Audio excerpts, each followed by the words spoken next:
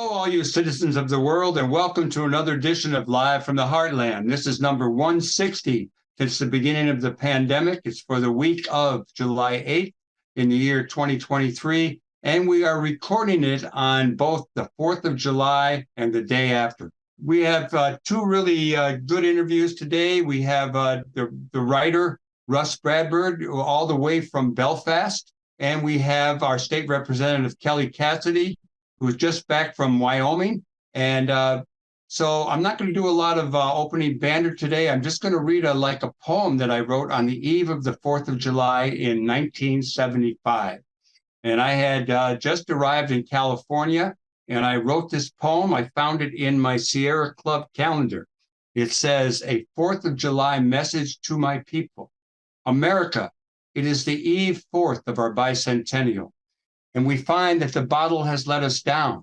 We are still singing Trouble in Mind, but the sun will shine in our backyard someday, and in the front yard too. In fact, right in through the front door. We will no longer be singing more songs of sorrow than of joy, for the time will come when we, the people of this land, in unison with people from all over the world, will let our collective lights shine. Let it be." Okay. There's a lot going on in the world. Pay attention. It's really important that you're involved. And if you want to get a little good information that other people are doing, stay tuned for the next hour of Live from the Heartland. Let's start off with our good friend Rus Bradburd, all the way from Belfast, Ireland. We're back with more Live from the Heartland for the week of July 8th. I'm really excited and happy to have one of my best friends on the show today, the one and only Rus Bradburd. We are recording this on the 4th of July in the year of 2023. And I'm in Chicago and Rus is in, I think, Belfast. And, it was only 3 weeks ago that Rus dropped me off at a hotel in El Paso. We had just finished the 31st year of basketball in the barrio. And I knew he was heading to Ireland and he's over there. What are you doing over there, Rus?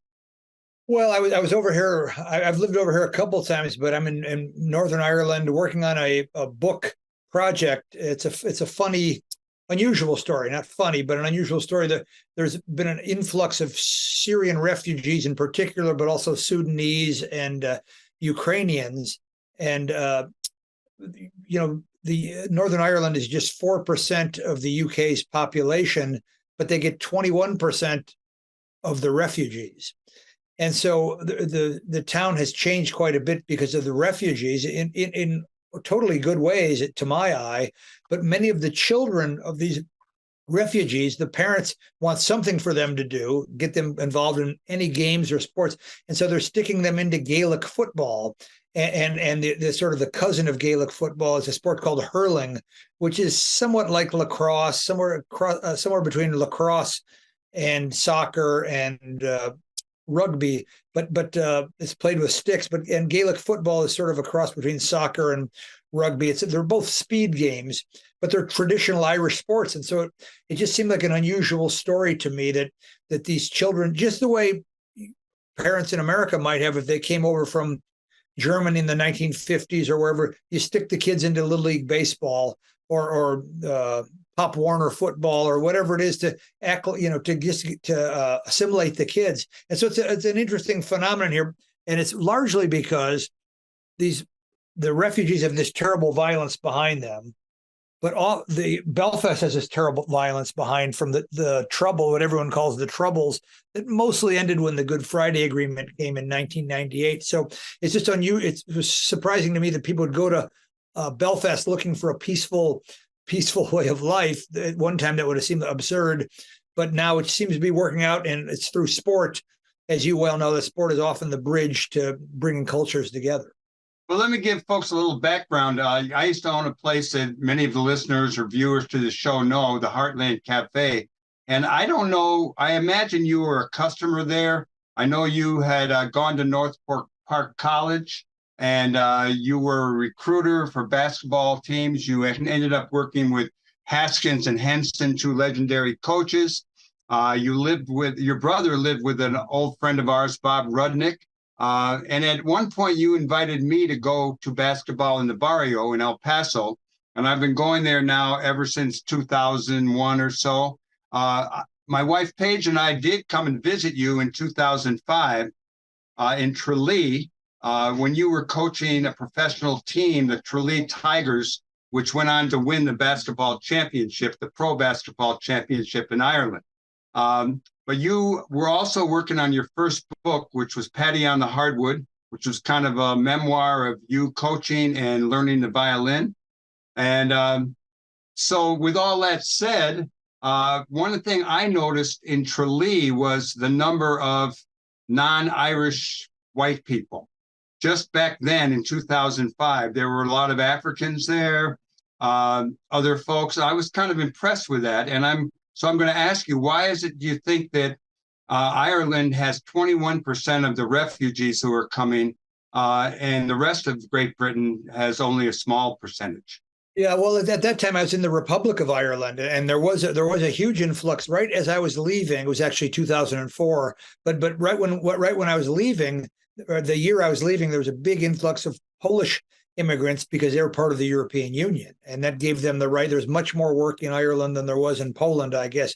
But I'm in Northern Ireland now, and I do think that Northern Ireland is sort of always been seen with disdain by Great Britain and by the English, is they don't have any great love or affection for Northern Ireland, and I think it's cost them a lot of money and a lot of heartache and a lot of problems, but they can't quite seem to let Northern Ireland go.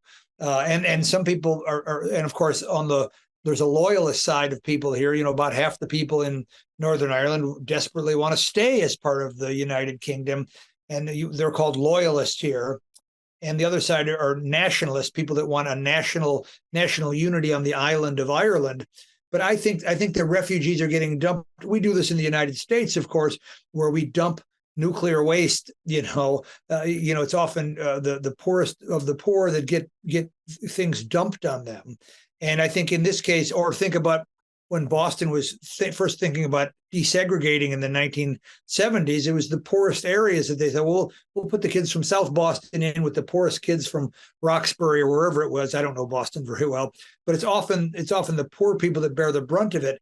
And what they've done here is they're putting refugees into the middle class, working class neighborhoods.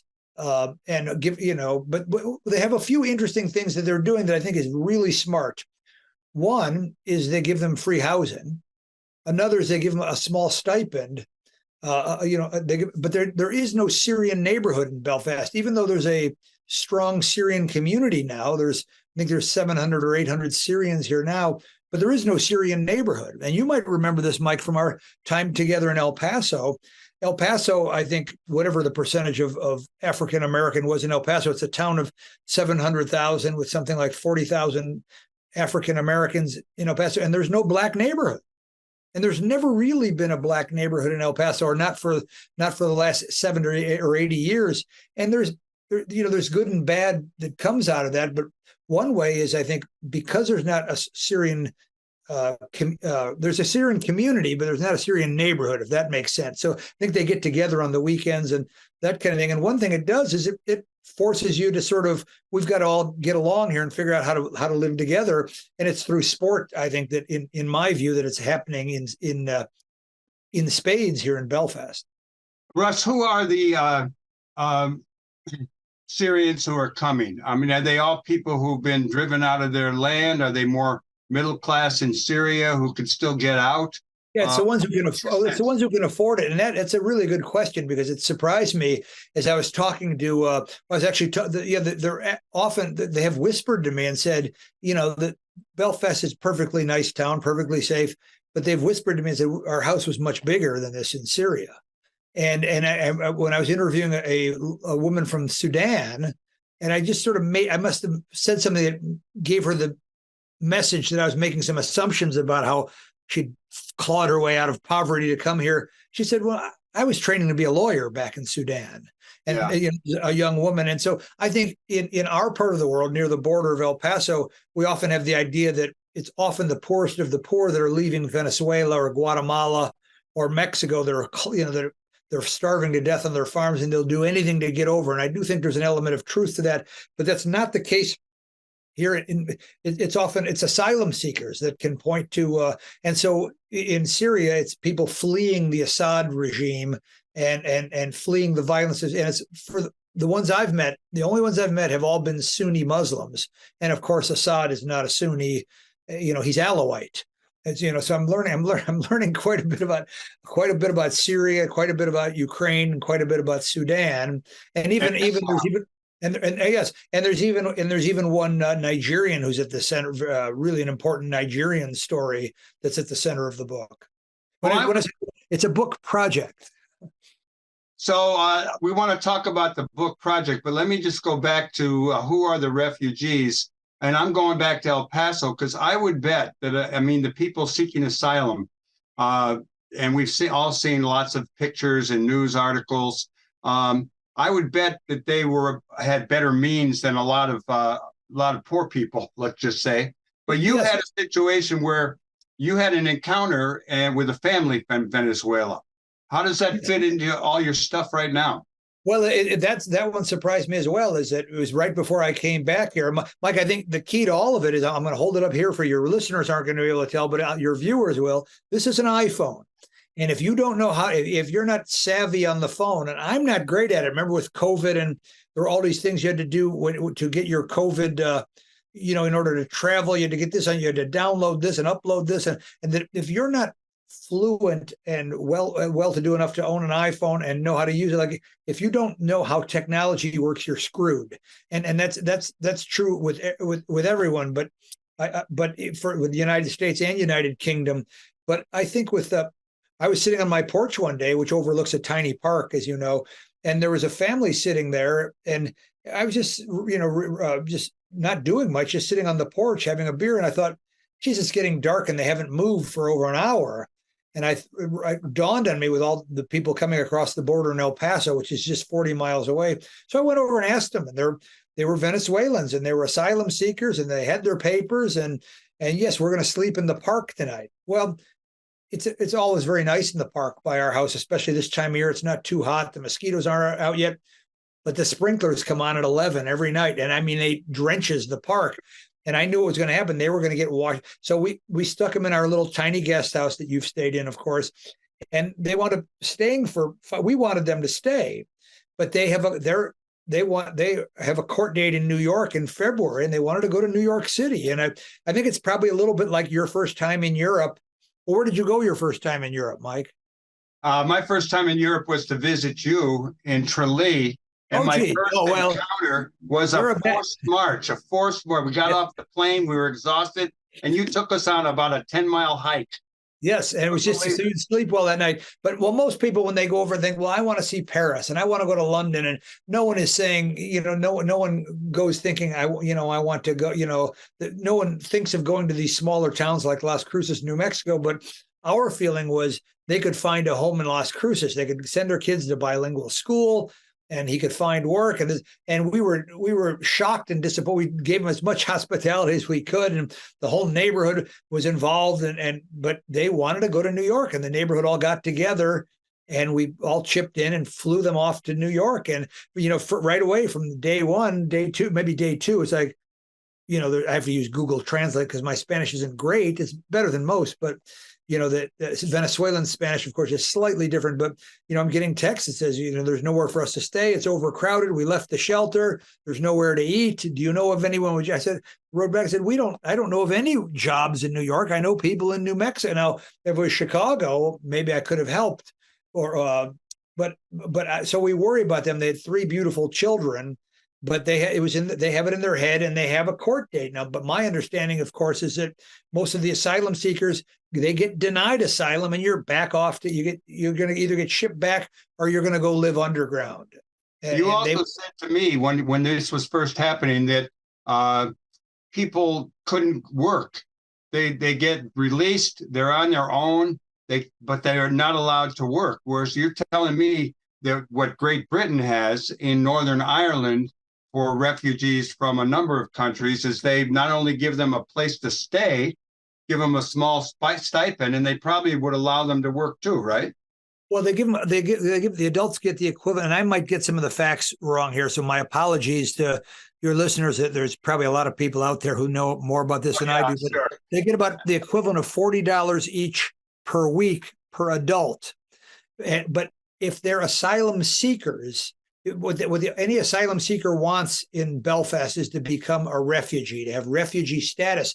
Asylum seeker is the first step, and then if you get refugee status, and the next step would be citizenship. But some of the Syrians, there's a Syrian resettlement plan, and some of the Syrians are coming over, and they're able to skip a step, and they are able to work right away if they can. But the language is an issue, and so there's an awful lot of teaching English to refugees now or to asylum seekers now that happens all the time. But the danger, of course, Michael, is imagine if you left the United States and you're a restaurant owner and a photographer and an actor. But that doesn't mean if you go to Syria that you're going to get to be a restaurant owner, a photographer, and an actor. You might be driving Uber, or you could be washing dishes. So virtually, I would imagine that most of them are not coming over as highly skilled labor, and if they are, they're not going to get to do. They're not going to live their dream and do their life's work. They're just fleeing a war.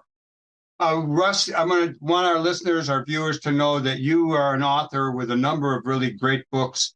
I mentioned Patty on the Hardwood. You did a book on Nolan Richards, The 40 Minutes of Hell, which is a great, biography and a lesson in race for a lot of people. Your most recent book is All the Dreams We Dreamed, about basketball and people getting killed on the west side here in Chicago, focusing on our friend Sean Harrington. Talk a little bit about your newest project, because I know it's you've been deep into it for a while. You're over back and forth to Ireland, to Las Cruces, and a little bit of Chicago. What are you doing over there now? How many people have you talked to, and what are some great things to share with us? Well, one of the things about All the Dreams We've Dreamed, looking at the gun violence in the world of Chicago basketball, it was a dark and depressing book. And so one of the first writer I ever met was the great John Conroy, who uncovered the police torture stories that first ran in the Chicago Reader, but and helped end the death penalty in Illinois. And Conroy's a real hero to me. I know he is to you too. But I used to think, how can Conroy do this? Like, it's just, he walks down, metaphorically and literally walks down such dark alleys, and so the All the Dreams We Dreamed was a really sad and depressing book, because I don't see any end to the violence in Chicago, although Sean Harrington, as you know, is much more optimistic than I am. But what I'm working on now, what I'm doing now, is going around interviewing the refugee families, usually the parents, because the kids, don't quite always have the perspective that the parents do. But then also, so there's this terrible violence behind these families, usually in Syria. I'd say 60% of the book project I'm on now is about Syrian refugees, but there's also this terrible violence behind people in Belfast, and nearly everyone has been touched by the violence. Just as if we go to the west side of Chicago, everybody has a story to tell about someone they know who got killed, or their best friend whose friend got killed, or hardly anyone has not been touched by the violence. And it's the same in Northern Ireland. But what complicates things is that many of the people involved in Gaelic football here have complicated past themselves. What the Good Friday Agreement did, many Americans don't know that one of the repercussions of it is they let everybody out of, even if you killed someone, you were let out of prison on the Good Friday Agreement, and everything is forgiven, a little bit like South Africa, with one major exception, which I'll talk about in a minute. But there's no holding. Yeah, but what he did was really terrible. So there are people that murdered people that were let out of prison. And for the most part, it's been a success. And it's not like they've gone back to. So, for example, I've met a man named Pat McGee, who's trying to learn the Irish fiddle, but he was the Brighton bomber. He tried to kill Maggie Thatcher with a bomb, and he put it in the Brighton Beach Hotel. It wound up killing other people and damaging. Did not get that. They narrowly missed her, but he's walking around. So for us, it's inconceivable that it happens once in a while, like because of people like John Conroy and what they're doing at Northwestern University with the Innocence Project. Is there are people that are getting out of prison that were falsely imprisoned. But what they did in Belfast was they let prisoners go free that had been convicted of murder. And there's some of these people that were involved in the violence are involved in Gaelic football now. And so for us, if you want to coach Little League baseball, there's a background check, right? We don't want anyone around our 10-year-olds that that got caught shoplifting a few years ago or that kind of thing, and probably for good reason. But that we have to be careful about that. But in Ireland, there's a different mentality. And so you might remember when I was in Tralee in the Republic of Ireland, not in Northern Ireland, not in Belfast. I'm sorry, I wasn't clear on that in the beginning. Yeah, but the lines are blurred to many people. But there was a man named Martin Ferris who I coached his son in a couple camps, and Martin Ferris had gone to prison for running guns from Boston to get them to the IRA.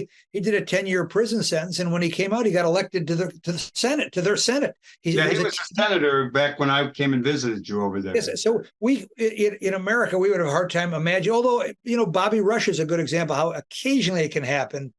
That Bobby Rush was involved with the Black Panthers, which was arguably quite a bit different than what Martin Ferris was doing, but occasionally people can get themselves into trouble in America and come out and have a rebirth in politics. Sometimes we don't want them to have a rebirth in politics, which I won't get into now. But in Ireland, in Northern Ireland, some of these people that were in prison with for Republican nationalism to try to unite Ireland are seen as heroes. How is the book coming along? We got 5 minutes. Let's focus on the book. Well, I'm about 150 pages in, and I'm flirting with. I don't want to jinx it, but I'm flirting with a publisher now that I'm hoping will make an offer on it. One of the things I've struggled with is it a book for an American reader or is it a book for an Irish and UK? You're more of a European reader, and I wonder. I think you're an unusual guy, Mike, in a lot of ways, but you understand Brexit, you understand the Troubles, you understand. Maybe you don't have a great understanding of Gaelic football, but the reader is going to have to get at least briefly, going to have to be briefed, summarize Gaelic football and Gaelic sports, summarize the history of the Troubles in Northern Ireland, and summarize Brexit. Whereas I do think most Americans don't really have any kind of connection to Brexit. It doesn't really mean anything to them, but it was a huge deal here. Belfast voted against it, but of course it happened anyway. But the people who voted against it were the nationalists. And now it looks like there's a chance that Brexit will help fuel a united Ireland, maybe not this year, but over the next couple decades. There's a really great Chicago writer. You remember Alex Kotlowitz, that he wrote There Are No Children Here, which is it's like the textbook if you're trying to understand Chicago poverty and that kind of thing for sociology classes. And I know Kotlowitz, I don't know him well, but I know him a little bit. And his book, he had a book called American Summer about 4 or 5 years ago. It came out the same year my book on Sean Harrington came out. And but what he did in that book, it's a really brilliant book, but it's about 7 or 8 stories, and he braids those stories together, and they all would stand up as one single magazine piece in the New Yorker. And I think maybe one of them more, he writes for the New Yorker and the Wall Street Journal. I write for the Heartland Journal, but which is arguably just as important. What Kotlowitz did in that book that was really brilliant is he braided several stories together into one larger narrative about gun violence in Chicago. It's a really terrific book. But if you go into it thinking, who's the hero of this book? Who am I rooting for? Like you root for Sean Harrington in my book. In his book, there is no one person to root for, but it gives you a great sort of a buffet, if you will, of what the violence in Chicago is like, and they're all so. That's actually the model for this one. Is I'm going to try to braid these stories together into a larger narrative about refugees and forgiveness and how sports can often bring people together. Well, this has been great. I'm going to ask you one last question regarding Gaelic football. Who was the guy who played for you on the Tralee Tigers, who was a short order cook and a plumber, who went on to be a really hotshot Gaelic football player? Do I have this right? Yes. Well, it's an important question. His name's Kieran Donaghy. And when I had Kieran Donaghy for Gaelic football, he's a wild kid that was drinking all night and that kind of thing. But after I left and after my book, Paddy on the Hardwood, came out, he became the biggest sports star in all of Ireland. And I remember because of his success in Gaelic football. And his success in basketball helped, but he was unusual because he's a star in both sports. Maybe the best player in the country for a while and playing two sports, the best player in two sports at the same time. And I remember getting off the bus in Dublin, and a bus went by, and his picture was on it. And I thought he became Not the one I took of him. Yeah, but it was actually Kieran Donaghy who gave me the idea for this book a while back. Is he rang me about a kid in County Kerry named Stephen O'Cumber, who's playing Gaelic football. He says, you got to write about him. I said, why would I care about a guy named O'Cumber? I thought it was an Irish name. But no, it was a Nigerian name. And he was, he was, African heritage. He was on the verge of becoming a Gaelic football star. And that he was the one who first told me, hey, there's these immigrants coming over. This is your kind of story. And I had a complicated relationship with Gaelic football because my guys would have to miss practice to go to Gaelic football. But yes, it was Kieran Donaghy. And since then, Mike, you'll be interested to know is he's maybe like a Charles Barkley character in to us. He's on television all the time. He's the color analyst at halftime for Sky Sports, and he's a huge name in all of Irish sports. But it's opened a lot of doors for me is when I meet these Gaelic football fellas who can be a little bit, closed off, especially in Belfast, where the motto might as well be "say nothing." Is just they know about Kieran Donaghy, and they remember my affiliation and the affiliation with basketball. So Kieran Donaghy has continued to bless me, besides being a great Irish basketball player back then and the basketball hero of my book. His success has continued to open doors for me. Well, that's great. And without you, he probably wouldn't have had that all happen to him. So you're the key guy here. And we want to thank you for joining us for Live from the Heartland for the week of July 7th. It's great to talk to you on the 4th of July.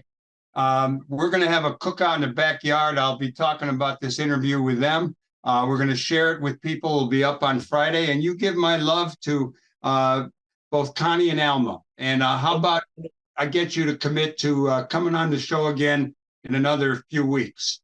When you're back, that'd be great.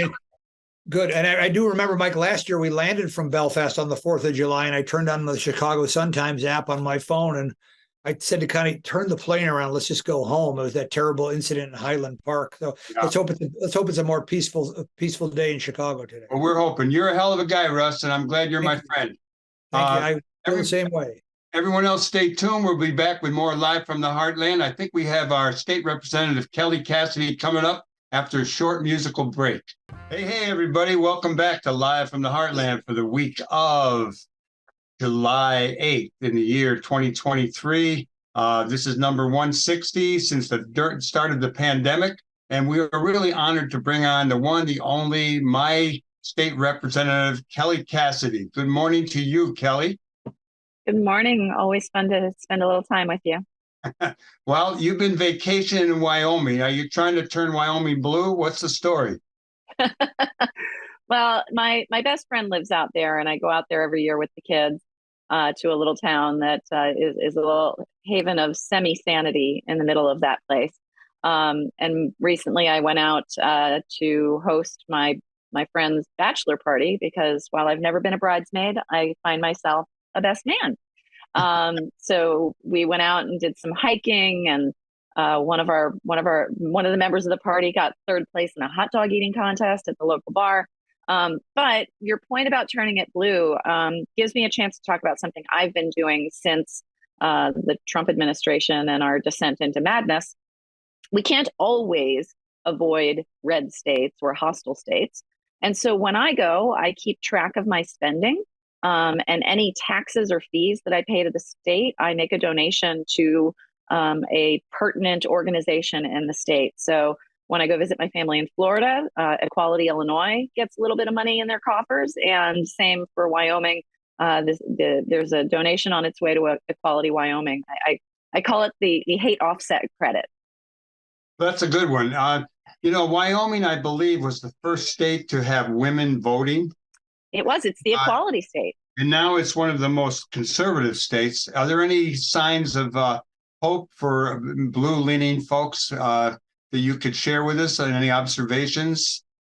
Or is it? No. Cowboy's gonna cowboy. Yeah.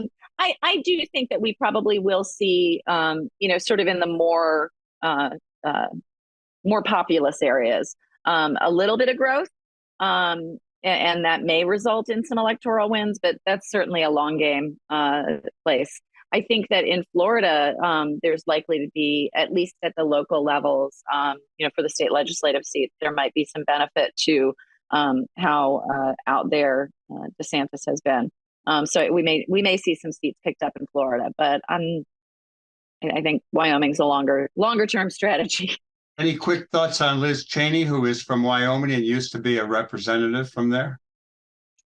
I'm fascinated by sort of the back and forth on, is she our hero? Is she not? Ultimately, she still has voted against my right to exist multiple times. So I can appreciate her standing up to Trump and still not want her anywhere near power over my life. Well, Kelly Cassidy, when you got back from Wyoming, I know we had to reschedule a little bit because you were going to a meeting with the president. Is there anything from that meeting where we heard a lot about Biden economics or Bidenomics? Anything you want to share for the masses of listeners and viewers here? Sure thing. So I was one of a relatively small group of folks. It was an audience of about 50 or 60 people to the rollout of this Biden economics message, or Bidenomics message, which might speak to the challenging nature of using that phrase. But it really, it was a great speech. There's so much good to talk about that this administration has done. I think more than anything else, though, grabbing Bidenomics in this way is probably more than anything else inoculating against it being used as an attack. And I wonder if that isn't a little bit of a lesson learned from Obamacare, and maybe we should have embraced Obamacare earlier.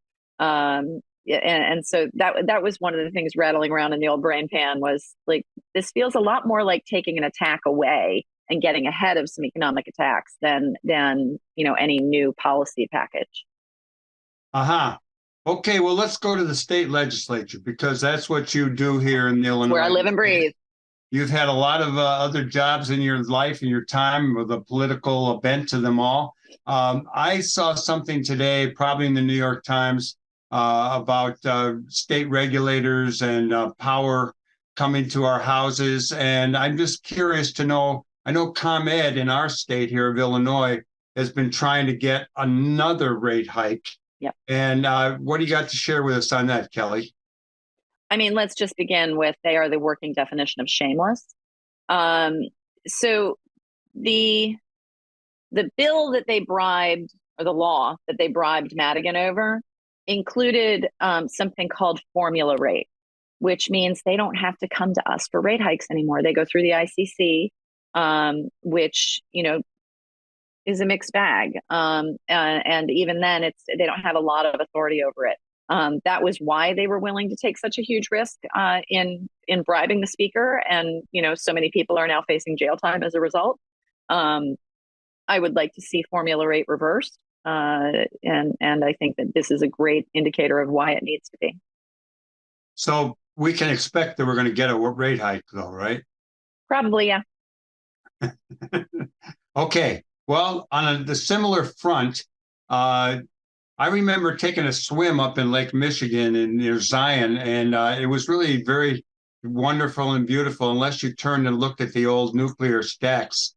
So Illinois had banned nuclear power plants, but there's been a move, and there's all this talk about new nuclear and small nuclear plants. And, Dave Kraft has been on the show. I'm sure you've talked to him from the nuclear. Talked to him a lot, him and Jan Bodart, of course. Yeah. He's great, but he's been sending out emails, about last chance to vote, to get the word out, to try to stop this. What's the status of bringing back nuclear plants in the great blue state of Illinois?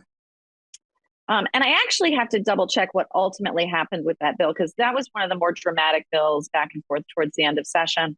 And, ironically enough, throughout most of session, there was a rule that you had to show you had 60 Democratic votes before the speaker would call a controversial bill or let a controversial bill be on the board.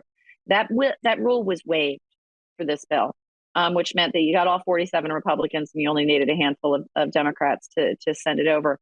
This was something being pushed really, really heavily by the trades, who got a lot of they got a lot of things moved this year that maybe wouldn't have moved in prior years. This and the public-private partnership for expansion for privatized toll lanes on I-55. Both of these are environmental justice issues to me, and neither one of them should have been moved in a Democratic supermajority chamber like this. But I don't know where it landed. I think it might be sitting in the Senate. So it hasn't happened yet. Not yet. Oh, that's good. And this is one that I could see, if it got to the governor's office, I could see, or got to the governor's desk, I could see him vetoing it. How is the governor? I mean, he certainly has performed beyond any expectations that I ever had. And I really have liked him, and I hope that you can help me get him on the show someday. But what do you think about the job he's done and his leadership, et cetera? It's been great working with him. I mean, as you noted, you and I were not originally on the JB train. And in spite of that, he was one of the first people to speak up to defend me when I spoke out against the speaker, and has been really just an outstanding partner in all of my work, whether we're talking about criminal justice reform or LGBTQ issues or reproductive freedom issues. I really could not have asked for a more effective partner. Any take on, I would assume that the president will need to move to the center a little bit as we near the election time. Do you think that same situation will come up for the governor? And when is the governor's election? Well, I mean, he was just reelected. So we don't have to worry about him moving to the right too much. Yeah. And honestly, like, we didn't see him moving to the right going into reelect either, but he really leaned into pushing back on conservative approaches. He really seemed to roll around in people who were angry at him for being too progressive. So, that's something that's heartening. Kelly Cassidy, let me ask you about one of the things we've talked about before it came into being, after it came into being, which was the legalization of marijuana. You were in the forefront of that fight. There's been an ongoing controversy, so to speak, around reefer equity, and that the people who have suffered the most from the drug or the whatever we want to call it, the flower that turns, it's like a weed that turns to a flower in your mind. And what's the status of people of color, basically, and poorer people or people who've been incarcerated around the reefer question, them getting some equity in the game? Sure. So, I mean, as you and I have discussed several times, we had to build this on a foundation that I wasn't fond of, right? The medical program was built without any considerations for equity, actually with the opposite of consideration for equity. It was really built as a closed loop. And so, building a new house is easier than remodeling an old house. So that we started with that challenge. We add on the challenge that this is one of the most litigious industries out there, because the benefit to them is maintaining their monopoly. So we knew we were going to have challenges. We knew that no other state had figured it out yet. And we knew that it wasn't going to be smooth. Then there were some challenges with the way the administration implemented the framework that caused more problems. But what we've seen now are a lot of licenses going out the door. Every wave since 20, I've lost track of years, but 21, I think, has been entirely social equity candidates. And so we're getting there. Right. I think when we first talked about it, we talked about the fact that the estimate is that it takes 5 years for a market to mature. Honestly, I don't know when year one was for us, because it sure wasn't 2020 when we legalized, because we legalized into a pandemic where nobody could do anything. So I think we're seeing progress. It's not enough. People, are frustrated that it's not enough. And it's still, no matter what we do as a state, it's still really hard to get money to build out. It's, all of those challenges exist, and that's something that the state has minimal hand in, right? We've got the revolving loan fund and things like that help, but they are not meant to be a substitute for other investment. That's why we did a limited license setup, so that the license would have some value, so that you would have something for folks to want to invest in. But it remains a challenge, and then we've got challenges around folks selling unregulated hemp-based, hemp-derived THC that is, chemically altered or genetically altered, or however you want to put it, that doesn't give you that same comfort. That's not really the word I'm looking for, but that certainty of safety. There's zero regulation on it. There's no testing. There are no rules. They're selling it to minors. And that's causing some issues within the industry as well. Has the income, the revenue from the legalization of marijuana been a help to our state? 100%. Absolutely. It has been a huge benefit to the state. And again, at a time when we really needed it. So that remains an important source of revenue, even as we are investing a lot of that revenue back into the communities that have been impacted. I've lost track of what the most recent number is, but the R3 program is constantly churning out money into neighborhoods impacted by the war on drugs for not, for any number of things, economic development, violence prevention, capacity building with nonprofit organizations. So there's a lot going on with that money that I'm really proud of. Well, that sounds really good. Let's talk about guns a little bit. Sure. We're recording this on the 5th of July. Yesterday was the 4th of July. And we all know the horrible shooting and the deaths that took place up in Highland Park.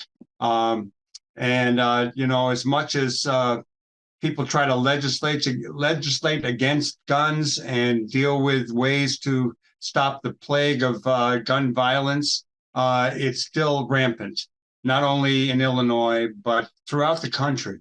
And I'm just wondering if you see any light at the end of the tunnel, or any things that people should be aware of and supportive of in trying to make a transition from, a battlefield to being able to walk safely around in a neighborhood.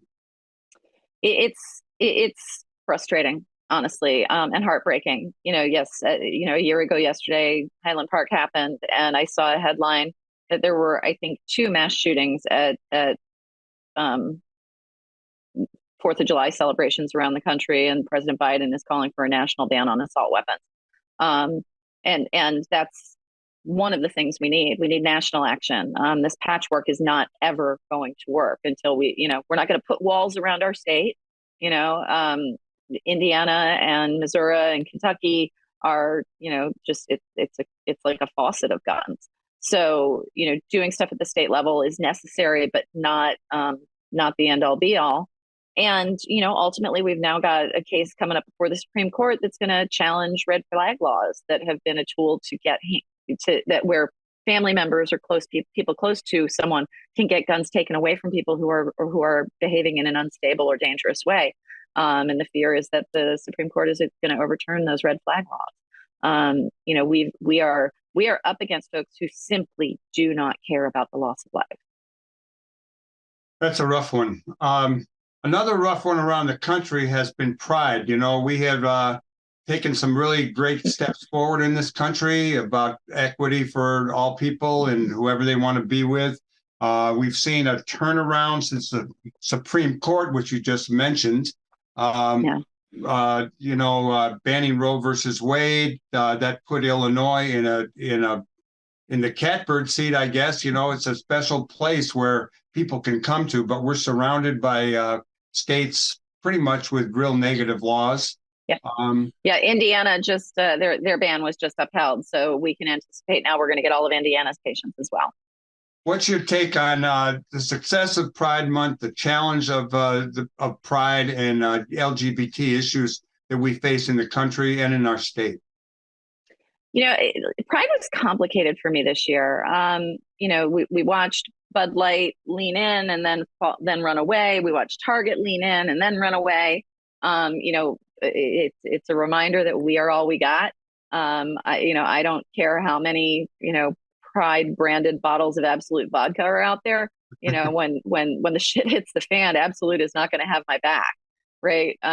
So coming up as a street activist, I've always been a little chuffed by the idea of corporate pride and how the parade has become, sort of a giant commercial. So that was reinforced for me even more so than usual this year. and then coming on the last day of Pride Month for the Supreme Court to just write an open invitation to, let people put up signs that says gays aren't allowed.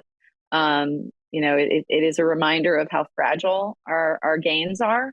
The reality of this case that just came before the Supreme Court is that it wasn't even a real case. The plaintiff in the case had never provided the service that she was asking to be allowed to never provide.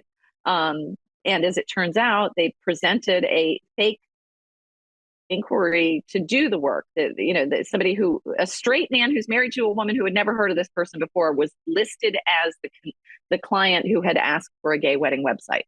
And there are no consequences for this. Like, we now have a Supreme Court that doesn't even care if the case is real, doesn't even care if the lawyers lied in presenting their case. They are so eager to push us back into another century. It's a bit gutting, to be honest with you. Yeah, it's a rough one.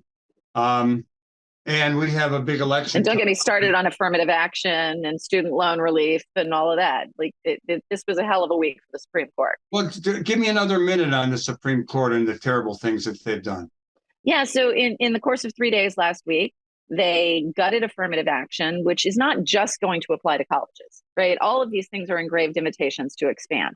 And let's be clear, they didn't gut affirmative action for donor legacy kids or not yet. Let's hope. Rich kids generally. Oh, I don't think they're ever going to gut affirmative action for the rich kids. So they remove that, and that's going to go into the workplace. It's going to go everywhere. There's no question. Then they came out with this 303 creative case on the end of public accommodation protections for LGBTQ people. That will expand as well. There's no question. It's another engraved invitation in the decision. And then they reversed President Biden's student loan relief. I think there's probably going to be an attempt at some workarounds on that. And frankly, if we win Congress next year, we can just do it legislatively. But that was certainly one that, unlike usual, millions of people were impacted and knew they were immediately because they were all thinking that they were going to get out from under some of this debt. So this is a court with a lot of enemies right now. Yeah, it's not good. And I think that the only real hope is that we can turn out a lot of people so we have a president elected again that's from the Democrats. Yeah. And it'll probably be Biden. I don't know. There's a lot of talk about everyone wanting younger people, but it's not going to happen this time. I don't think so. Yeah. Kelly, let me ask you a little bit about what you see as problems that are facing us in the state that need to be addressed, that people should be aware, things coming up. And then I'm going to get to, so we talk about more on a national level. But here in Illinois, what's going on that we should be aware of, excited about, disappointed that it's even on the horizon, et cetera? I think that, watching the healthcare plan for folks who are undocumented play out is one that's frustrating. That said, it is really, really expensive. And so we do need to figure out how to pay for it. But I will say, while that was going on, we were also fighting tooth and nail with our revenue committee because every single tax credit that went into this year's budget was corporate in nature. There were no human-based tax credits. We didn't increase the earned income tax credit. We didn't create tax credits for in-migration for people coming from states that are attacking their rights. We didn't create enough housing credits, things like that. So I think that we still need a more human-centered budget. And how are we going to do that? I need more friends in the General Assembly, man. That was my next question. We have an election coming up. Well, I don't know when is the next state election, but I know for the petitions will be on the street in September and will be on the ballot in March.